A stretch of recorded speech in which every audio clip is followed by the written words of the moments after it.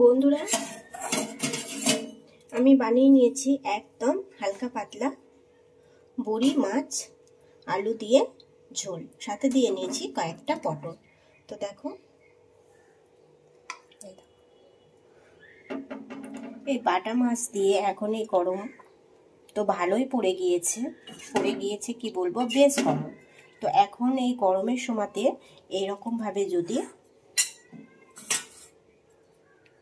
বড়ি পটল মাছ দিয়ে যদি একটা হালকা পাতলা রেসিপি বানানো যায়, এটা কিন্তু খেতেও ভীষণ ভালো লাগে। প্রথম থেকে শেষ পর্যন্ত ভিডিওটা দেখবে, তারপরে এরকম করে দুর্দান্ত স্বাদের এই হালকা পাতলা রেসিপিটা তোমরা বানিয়ে নেবে। বয়স্কদের জন্য এটা ভীষণ ভীষণ ভালো, আবার বাচ্চাদের পক্ষেও কিন্তু খুব ভালো। আমরা বেশিরভাগ কিন্তু তেল ঝাল মশলাই খেয়ে থাকি, আর বাচ্চাদের পক্ষে এটা খাওয়া কিন্তু একদমই ভালো না। সেই জন্য বলছি, খুব সহজে হালকা পাতলা একদম একটা রেসিপি প্রথম থেকে শেষ পর্যন্ত তোমরা দেখো, দেখে খুব সহজে বানিয়ে নাও। আর কেমন হয়েছে সেটা যখন তোমরা বানাবে তখনই বুঝতে পারবে। তো প্রথম থেকে শেষ পর্যন্ত ভিডিওটা দেখে নাও।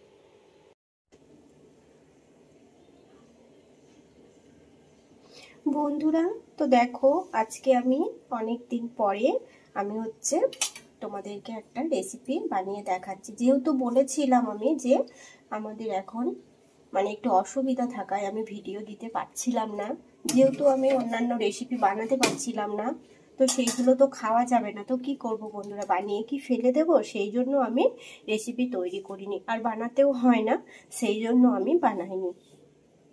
তো আজকে দেখো, আমাদের সেই সব কাজগুলো কমপ্লিট হয়ে গিয়েছে।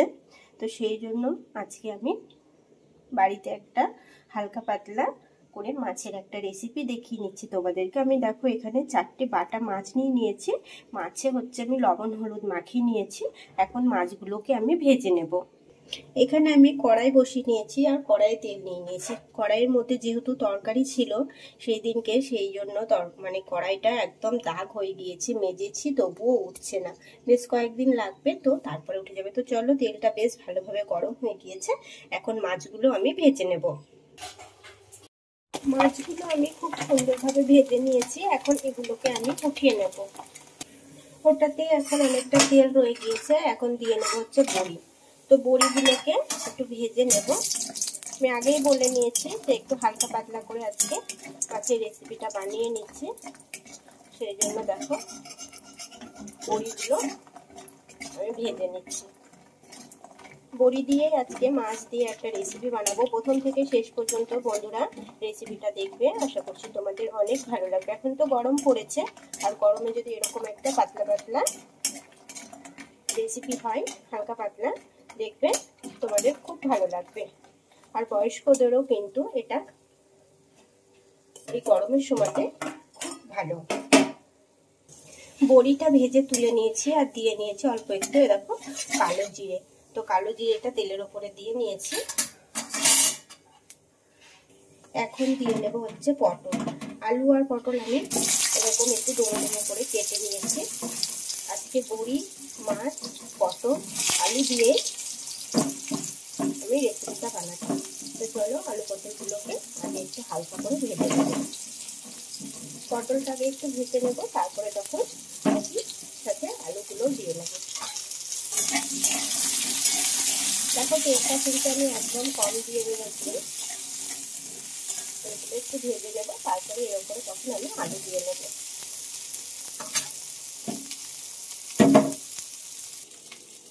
এদিকে আমি মাছগুলোকে দেখো ভেজে তুলে নিয়েছি, বেশি করিনি। আমি এখানে 4টে মাছ আজকে রান্না করব, সেই জন্য 4টে মাছই ভেজে নিয়েছিলাম। পটলগুলো হালকা করে ভেজে নিয়েছি, বেশি ভাজলে কিন্তু একদম হবে না, এগুলোকে হালকা করে ভেজে নিতে হবে। এখন দিয়ে দিচ্ছি দেখো আলু। তো আলুগুলো দিয়ে নিয়ে বেশিক্ষণ ভাজবো না, একটু নেড়ে ফিরে নেব। দেখো,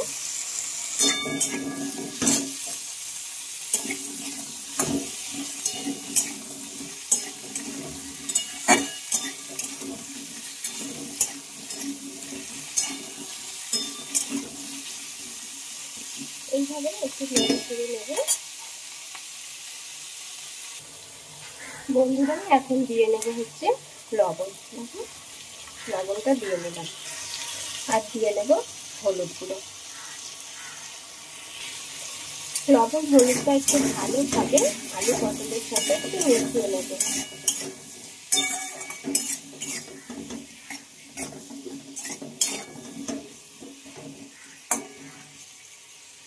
ভালোভাবে মিশিয়ে নিয়েছি। এখন এটা একটা ঢাকা চাপা দিয়ে কিছুক্ষণ এটা হতে দেবো।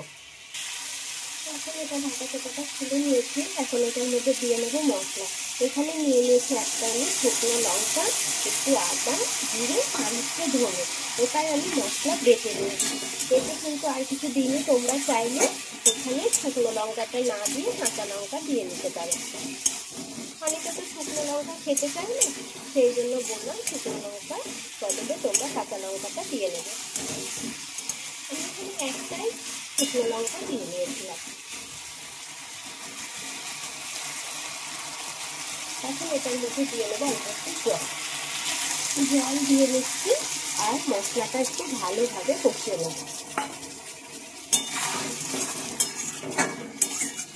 একদম সাধারণভাবে বানাচ্ছি, কিন্তু খেতে খুব ভালো লাগে।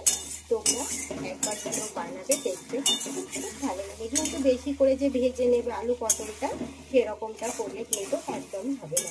এইভাবেই কিন্তু দেখো আলু পটলগুলোকে একটু কাঁচা কাঁচা ভাব রেখে দিতে হবে। সেই মতো রান্না করে দেখো, এটা কিন্তু স্বাদটাই পুরো আলাদা হয়ে যায়। তো চলো এখন এটা একটু আমি ভালোভাবে গ্যাসের আঁচটাকে কমিয়ে এটা ভালোভাবে কষিয়ে নিতে হবে। মশলাটা কিন্তু অবশ্যই করে ভালোভাবে কষিয়ে নিতে হবে। আদা রসুন মানে রসুন পেঁয়াজ না দেওয়া থাকলেও মশলাটা তো ভালোভাবে কষাতে হবে, সেই জন্য মশলাটা আগে একটু ভালোভাবে আমি কষিয়ে নিচ্ছি। খুব ভালোভাবে আমি আলু পটল মশলা খুব ভালোভাবে কষিয়ে নিয়েছি। এখন দিয়ে নেব এখানে কিছুটা পরিমাণ জল।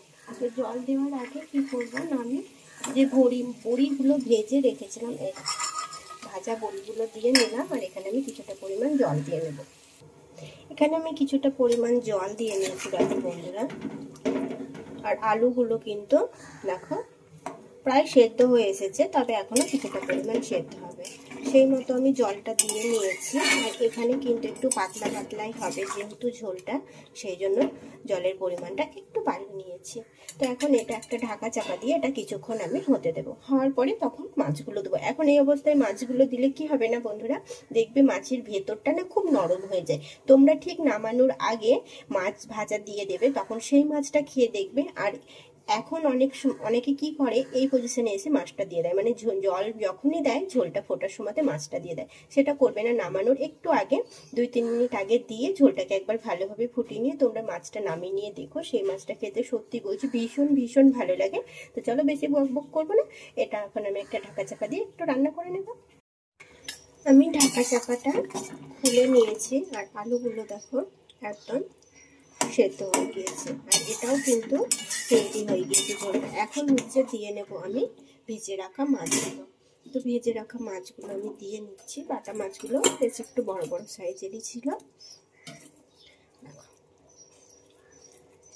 দেখো 4টে মাছ আমি দিয়ে নিলাম, আর মাছগুলোকে ঠিক এইভাবে একটু ঝোলের মধ্যে নেড়ে চেড়ে নিতে হবে। তারপরে একটু ফুটিয়ে তোমরা নামিয়ে নেবে, দেখবে এই মাছটা খেতে ভীষণ ভীষণ ভালো লাগে। তো চলো বন্ধুরা, রেসিপি কেমন হয়েছে তোমরা আমাকে কমেন্টে জানিও। ভালো লাগলে লাইক কমেন্ট করো, বন্ধুদের সাথে শেয়ার করে নিও। ফেসবুক পেজ থেকে দেখলে পেজটিকে ফলো করে পাশে থেকো, ইউটিউব চ্যানেল থেকে দেখলে চ্যানেলটিকে সাবস্ক্রাইব করে আমার পাশে থেকো। যারা ফেসবুক থেকে দেখবে, যারা দেখবে যে গীতা মণ্ডল নামে আমার পেজটি খোলা আছে, আর ইউটিউব থেকে হচ্ছে জিএমএ ফুড ব্লগার বলে এটা খোলা আছে। একই নামে আমার খোলা হয়নি, দুটো আলাদা আলাদা নাম দিয়ে এটা খোলা আছে। ফেসবুকে গীতা মণ্ডল আর ইউটিউবে হচ্ছে জিএমএ ফুড ব্লগার বলে খোলা আছে। তো তোমরা প্লিজ চ্যানেলটিকে সাবস্ক্রাইব করো, পেজটিকে ফলো করো, বন্ধুদের সাথে শেয়ার করে নিও। কেমন হয়েছে আমাকে কমেন্টে জানাতে ভুলো না। তো টাটা বন্ধুরা, ভালো থেকো, সুস্থ থেকো। আবার আসবো আমি নতুন কোনো রেসিপি নিয়ে। ততক্ষণে সকলে ভালো থেকো। এরকম নিত্য নতুন রেসিপি অনেক অনেক অনেক অনেক দেওয়া আছে, তোমরা চাইলে দেখে নিতে পারো। এবার থেকে আমি ডেলি রেসিপি দেবো। তো টাটা।